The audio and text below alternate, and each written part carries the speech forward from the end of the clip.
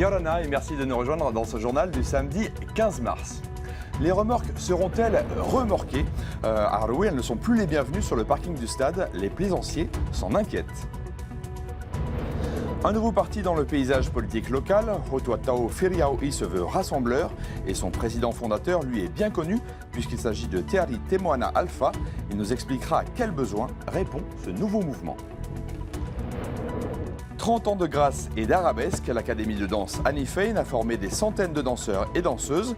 Elle fêtera cet anniversaire le week-end prochain au Grand Théâtre et nous en parlerons avec la fille d'Annie Fein, Marion Fein, professeure et chorégraphe de cette académie.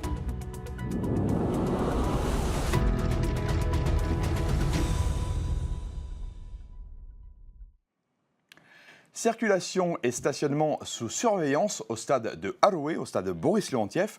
Le parking est fréquenté par les marins, les pêcheurs, les sportifs, mais aussi les plaisanciers. Et la commune leur demande de ne pas y stationner les remorques de leurs bateaux. Je vous propose de regarder ce reportage de Thomas Chabrol et Meriteato. Des remorques sur des places de parking ou sur l'emplacement d'un arrêt-minute. Voilà ce que la commune de Haroué ne souhaite plus voir au complexe sportif Boris Leontief. Selon la réglementation en vigueur, le stationnement des remorques de bateaux en dehors de la zone réservée aux pêcheurs de la coopérative de Haroué est interdit.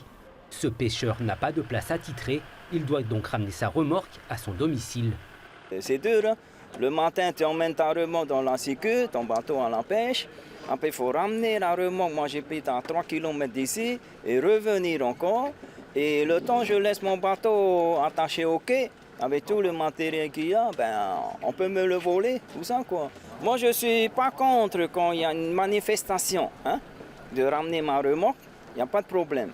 Mais les jours ordinaires ou les week-ends ordinaires, il n'y a pas autant de voitures. Les contrevenants risquent une amende. Le slip pour descendre les embarcations a été réaménagé pour faciliter les manœuvres des usagers. Son accès est public. La commune essaie de contenter tous les habitués des lieux, les sportifs, les marins du yacht club, les rameurs, les pêcheurs et les plaisanciers. Nous avons pensé aussi aux plaisanciers parce qu'en descendant du slip, il était très difficile pour eux d'embarquer sur le bateau. Donc un espace sera réservé de 2 mètres pour qu'ils aient beaucoup plus de facilité, notamment les plaisanciers qui viennent avec les enfants, pour embarquer sur le bateau. Mais ce parking de 85 places peut vite être saturé lors d'un événement sportif. Si on ajoute des remorques, la capacité d'accueil est encore plus limitée. Avant de bitumer le complexe Boris Leontief, il y avait des remorques qui étaient là pendant plusieurs mois, des bateaux qui étaient là pendant plusieurs mois. Donc nous avons décidé de tout refaire puisque nos sportifs se retournent vers nous car leur parking est occupé. Le manque de place pour les remorques, la situation date depuis plusieurs années selon cet ancien pêcheur. Selon lui, un espace dédié pour les plaisanciers pourrait être installé près du stade. Il y a un terrain juste en face, la rétrocession du terrain militaire.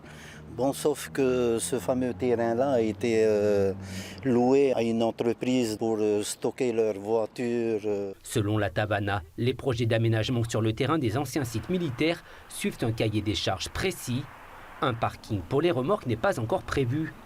Faute d'espace, un emplacement pour 2 remorques seulement sera bientôt mis à disposition des plaisanciers sur le parking. Un marquage au sol est prévu. Les remorques devront toutefois être retirées après la sortie en mer.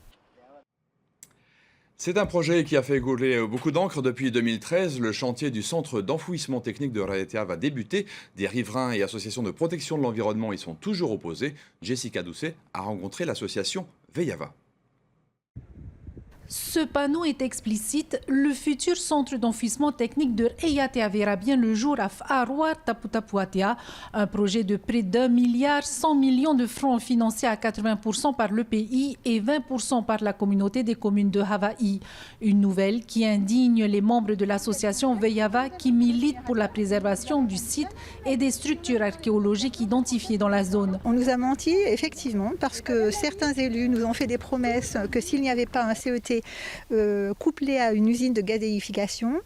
Il viendrait manifester avec nous, ce qui n'est pas le cas. On se retrouve en 2025 et on est seul à poursuivre nos combats et à être mis devant le fait accompli. CET à Faroua. Donc on dit non. La population de Faroua, il faut savoir qu'elle a déjà subi ce fléau d'un dépotoir sauvage pendant plus de 25 ans qui a fermé suite à l'intervention de la population parce qu'ils étaient malades. Au quotidien, ils vivaient avec les nuisances d'odeurs pestilentielles et de mouches. Opposés à ce CET, les membres de l'association ont proposé le déplacement du projet vers d'autres sites de l'île.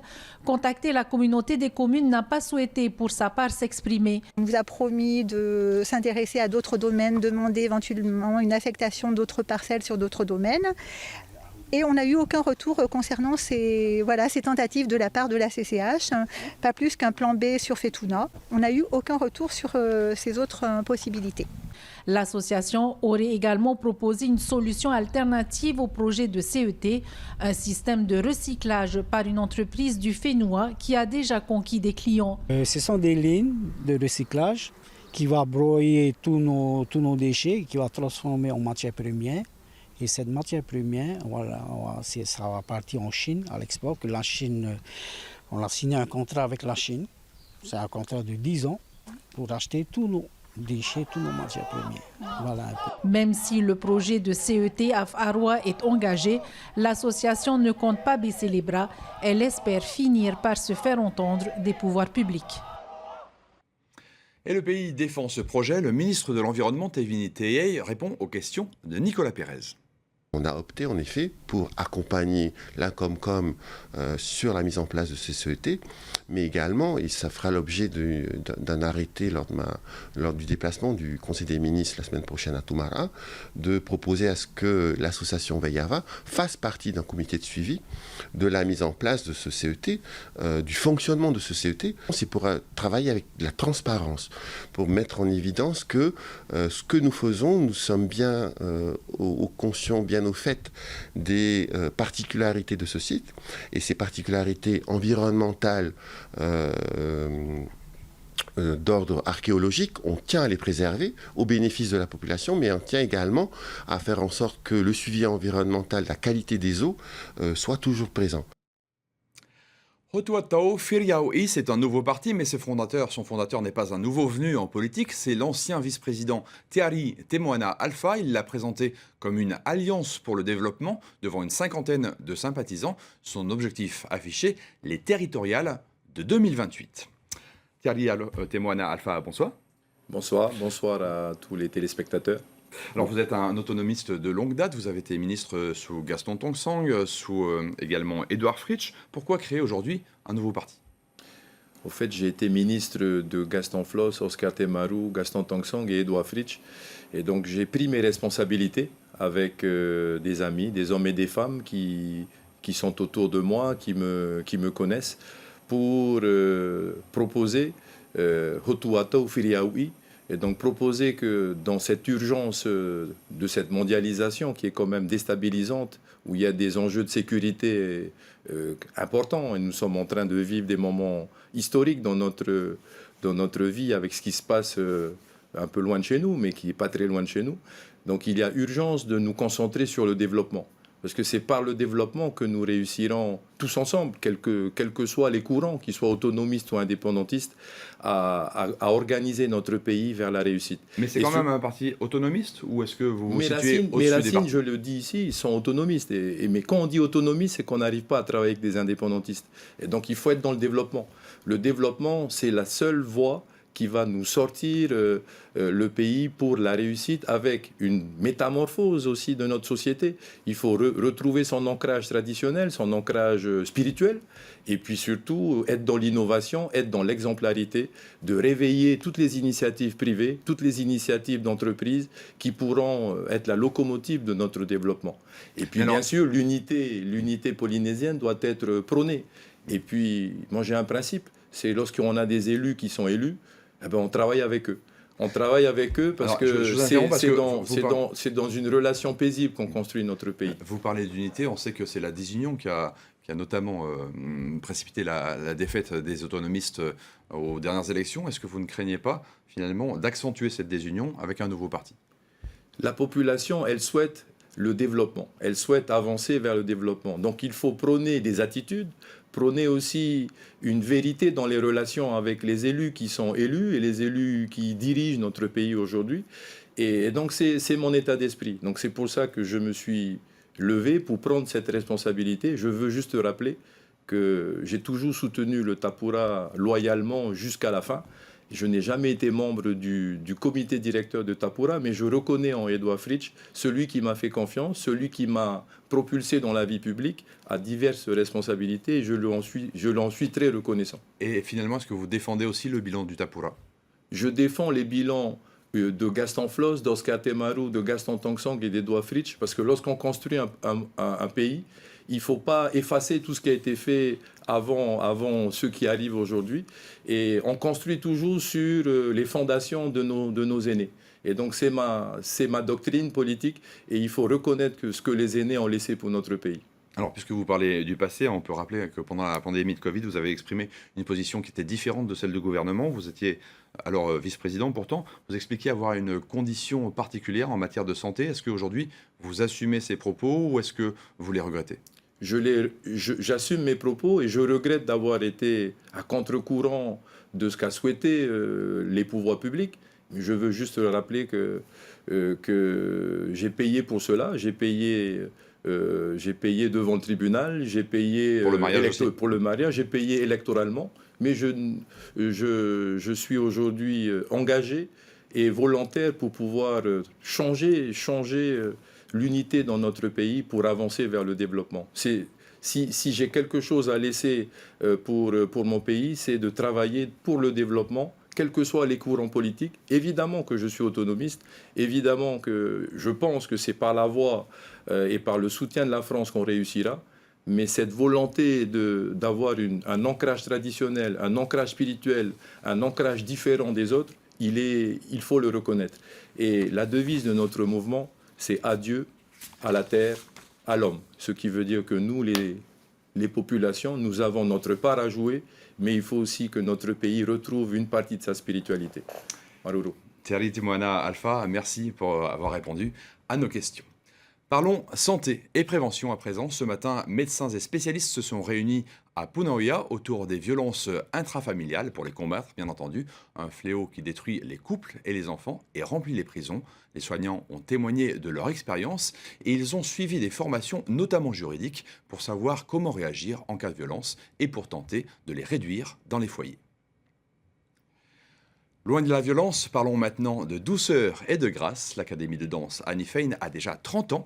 Ouverte en 1995, l'école fêtera cet anniversaire sur la scène du Grand Théâtre les 21 et 22 mars. Ce soir, nous vous proposons un avant-goût du spectacle et une immersion dans un cours, car plus qu'une académie de danse, Annie Fein, c'est une famille. Sophie Guibel s'est fondue parmi les danseuses pour tenter quelques ronds de jambes. Regardez.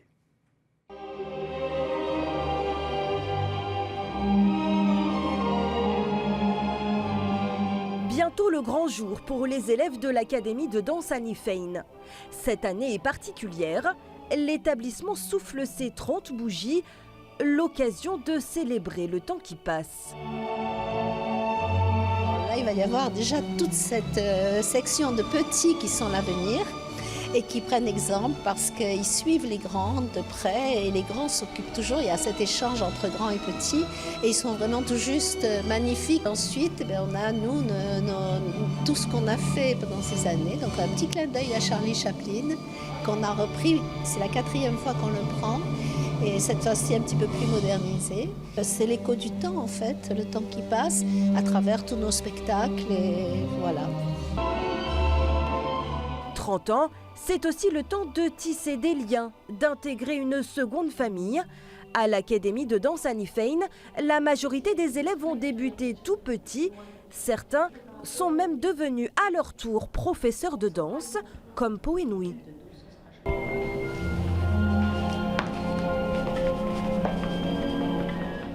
Je donne déjà des cours pour les classes à horaires aménagées avec Marion en danse contemporaine. J'assiste aussi à Annie un petit peu en classique avec les petites. Pourquoi pas donner des cours ici à l'Académie de danse, oui, ça serait génial. Au fil des années, on ne vient pas juste ici pour danser, On se côtoie même en dehors, c'est vraiment des amitiés qui se lient. Annie et Marion, on les considère vraiment comme une deuxième famille. Du coup, au bout d'un moment, c'est compliqué de partir et on n'a qu'une envie, c'est de revenir ici et de reprendre la danse avec elle. Voilà. 30 ans et 2 personnalités fortes pour faire vivre l'académie. Annie et Marion sont mère et fille. L'une a transmis sa passion à l'autre, la passion de la danse, la transmission qui guide chaque jour la fondatrice de l'établissement. J'ai dansé pendant une quinzaine d'années et puis après ma passion c'était de transmettre. Je voulais absolument transmettre et depuis je transmets et j'aime voir évoluer tous ces danseurs, les voir réussir, je les pousse. Et il y a le bien-être, il y a tout ce que la danse apporte. C'est-à-dire pour moi ça a été un équilibre dans ma vie d'avoir la danse, dans les mauvais moments comme dans les bons moments et j'essaye de leur faire passer ça pour qu'elles s'épanouissent et qu'elles vivent quelque chose quand ça ne va pas peut-être. Bien loin. De 80 élèves en 1995, l'académie compte aujourd'hui 180 danseurs, dont 160 seront sur la scène du Grand Théâtre les 21 et 22 mars prochains.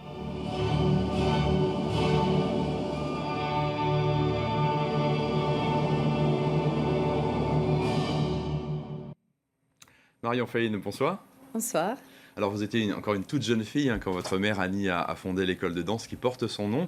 Quel regard vous portez aujourd'hui sur ces 3 décennies auxquelles vous avez grandement participé maintenant ? Un regard émerveillé, bien sûr, parce que c'est une histoire de transmission et c'est aussi, on a la chance d'avoir une directrice qui est une source d'inspiration de par son parcours. Elle est une ancienne danseuse de l'Opéra d'Avignon, donc elle a su nous transmettre ses techniques, mais aussi son expérience.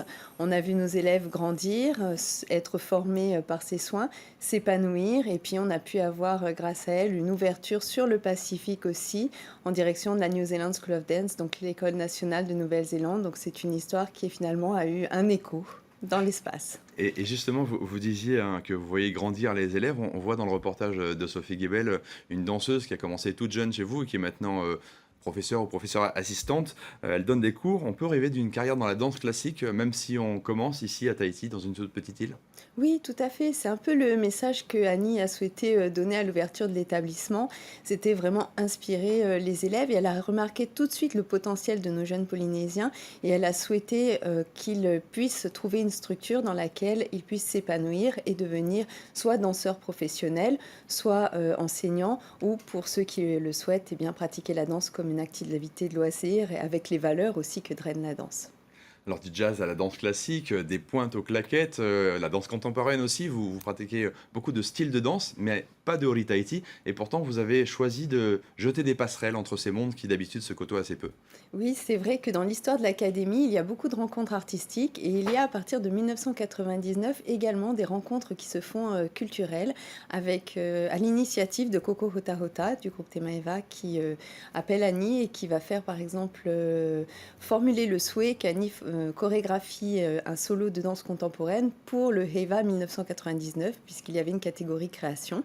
Et on en retrouve d'ailleurs un passage pour un soir à Vaiete, un reportage de Teiki Pambrin et Jean-Marc Pambrin. Et c'est vrai qu'en tant que jeune fille, j'ai été fortement influencée par toute cette ambiance, par toutes ces rencontres. Et à un moment donné, l'opportunité s'est présentée d'intégrer le conservatoire. Je l'ai fait en Ori Tahiti. C'est une partie qu'on connaît un petit peu moins de moi, c'est vrai. Et une autre partie qu'on connaît moins de vous, c'est que vous préparez une thèse sur cette question. Voilà, exactement. À un moment donné, la pratique devient aussi une passion. On a envie de théoriser tout ça et j'y ai été encouragée par mes professeurs à l'université aussi. Merci Marion. Alors pour les 30 ans de l'Académie, vous allez proposer un voyage dans le temps, un voyage artistique et conceptuel un petit peu aussi. Oui, tout à fait. On a choisi cette année de proposer une réflexion sur le temps parce que on s'est dit c'est le 30e anniversaire, c'est pas une date anodine, donc on a voulu s'interroger sur les perceptions que l'on a du temps. Donc c'est vrai que par moments on a des moments d'impatience, on a des moments où on trouve que les choses s'accélèrent un petit peu. On a aussi envie que le temps s'arrête, se suspende, et tout cet univers lié au temps, on avait envie de lui donner une forme chorégraphique, le faire de manière poétique aussi, et mettre à travers ça en valeur nos disciplines et puis également le talent de nos danseuses, leur rendre hommage aux familles. Merci, c'est un bel hommage, on a hâte de voir ça. Donc les 21 et 22 avril, je crois que les tickets sont achetables sur Ticket Pacific, c'est ça? Oui, alors je préciserai que c'est le 21 et 22 mars. Mars, pardon, excusez-moi. C'est la semaine prochaine, voilà. effectivement. Tout à fait, la semaine prochaine sur Ticket Pacific ou dans les magasins Carrefour. Très bien, et on peut prendre les places sur place également. Également. Très bien. Eh bien, on passe à présent à un tout autre sujet, même si c'est un peu lié au sport également. Coureurs et marcheurs solidaires ont disputé cet après-midi la 4e Run Frat. Les 400 participants ont parcouru 1 kilomètre pour les enfants, 2 à 4 pour les plus grands, dans le quartier de la Mission. La fraternité chrétienne y récolte des dons pour financer des projets handisport ou renouveler le matériel, mais aussi pour favoriser l'inclusion des jeunes de la Frat dans les manifestations sportives. L'an dernier, 8 jeunes athlètes de la Frat s'étaient rendus en métropole pour participer aux Jeux de l'avenir et d'autres le feront l'an prochain. Écoutez Pauline Moua au micro de Thomas Chabrol. Oui, petit à petit, on a des projets surtout pour les Jeux de l'avenir tous les 2 ans. On fait envoyer nos enfants en France entre de 8 ans à 18 ans, de 8 ans à 18 ans. Et on a besoin du matériel et puis on ne va pas toujours demander au pays payez-nous ci, payez-nous ça. Donc on fait des recherches de fonds pour pouvoir s'autofinancer et puis s'acquérir du matériel. Ils ont vu qu'il y a des opportunités, il y a des nouveaux sports qu'on essaye de mettre en place, mais c'est difficile. Parce que on ne peut pas, il n'y a pas de clubs qui peuvent accueillir nos enfants. Donc nous, il y a juste quelques sports qu'on peut le faire produire, faire à nos enfants, mais pas tous les sports. C'est la fin de ce journal que j'ai pris un grand plaisir à vous présenter. Votre soirée continue sur TNTV avec à 19h votre émission Waves, puis The Voice et ses auditions à aveugle. N'hésitez pas à chanter très fort devant votre téléviseur. Excellente soirée et très bon dimanche.